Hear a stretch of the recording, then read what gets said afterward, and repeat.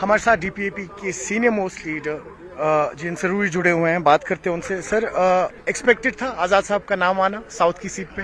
देखिए, ये एक्सपेक्टेड था या न था, मगर जब आज़ाद साहब ने पीर पंजाल का टूर किया, मैं खुद शामिल था। इतनी तादाद लोगों ने शमूलियत की उस जलसे में उन्होंने राजौरी में, पुनछ में, मेंढर में, जगह जगह पे, ये जी नौशहरा में जगह जगह जलसे की। तो लोगों ने चाहत की कि गुलाम नबी आज़ाद साहब को रिक्वेस्ट की, हम इस कमेटी को रिक्वेस्ट किया, आप खुसूसी तौर पर गुलाम नबी आज़ाद साहब को यहाँ कंटेस्ट। उसके बाद फिर उन्होंने पहलगाम में बहुत बड़ा जलसा किया, फिर कोकरनाग में किया, फिर उसके बाद शांगस में किया, उसके बाद चार शरीफ में किया। और लोग समझते ही लोग आए इनके जलसे में कहाँ से। उनकी यही चाहत थी सबों की कि गुलाम नबी आज़ाद साहब इस कॉन्स्टिट्यूंसी से इलेक्शन लड़ें, क्योंकि गुलाम नबी आज़ाद साहब को वो 2.5 साल जो चीफ मिनिस्टर के थे वो लोगों को याद आते। वो राहत के दिन, वो सलामती के दिन, वो खुशहाली के दिन, वो खुशहाल जम्मू कश्मीर जिसने बनाया। जब टूलिप उन्होंने बनाया, जून में यहाँ टूरिस्ट आता था, वो जनवरी में आना शुरू हो गया। इनका विजन क्या था? हज हाउस यहाँ बनाया। हमको कितनी मुश्किलात का सामना करना पड़ता था जम्मू में। ये जो यात्री भवन बनाया, बहुत सी सहूलियात रियासत के लोगों को दी। 70,000 मुलाजिम लगाने थे, मगर PDP ने वो वापस दी और सपोर्ट, उसकी वजह से यहाँ रियासत को नुकसान हुआ।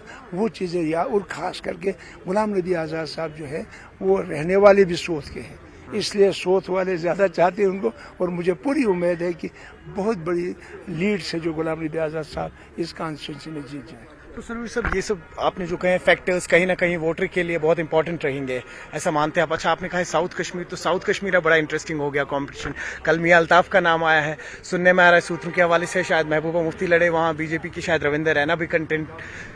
तो बड़ा कॉम्पिटिशन जो है थोड़ा सा टफ हो गया। चाहता हूँ कि सब लड़ने चाहे, मजा उसी में आता है। निगाहे मर्द मोमिन से बदल जाती हैं तकदीरें, जो है जो के यकी पैदा तो बढ़ जाती हैं। अच्छा, एक आखिरी सवाल पूछेंगे सर साहब, आप खुद भी लड़ रहे हैं, तैयारी देख रहे हैं हम आपकी चल रही है। एजेंडा जो है, हम कहेंगे जो मैनिफेस्टो है इस बार डीपीएपी का, वो क्या रहेगा? क्योंकि लोग कंफ्यूज ना हो जाए कि अगर वोट डालना है डीपीएपी को तो क्यों डालें। देखिए, हमारा लोग आज पिछले 10 साल से कश्मीर, जम्मू कश्मीर दलदल में गुजर रहा है। एक मुसीबत और मुश्किलात, हमारी पहचान हमसे छीनी गई, हमारी शनाख्त हमसे छीनी गई, हमारी शक्ल हमसे छीनी गई। वो खूबसूरत शक्ल जम्मू कश्मीर का गुलदस्ता था, वो हमसे छीना गया।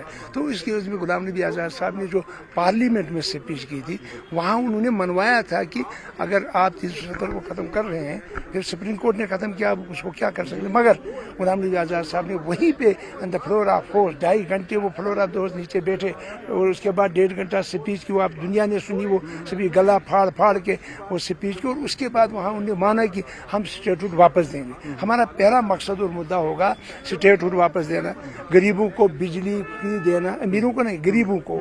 उसके बाद राशन का जो 5 किलो देते हैं, 50 किलो देना चाहिए। जो पुरानी 20 साल से हमारी स्कीम वो चल रही थी, उसको बहाल करना।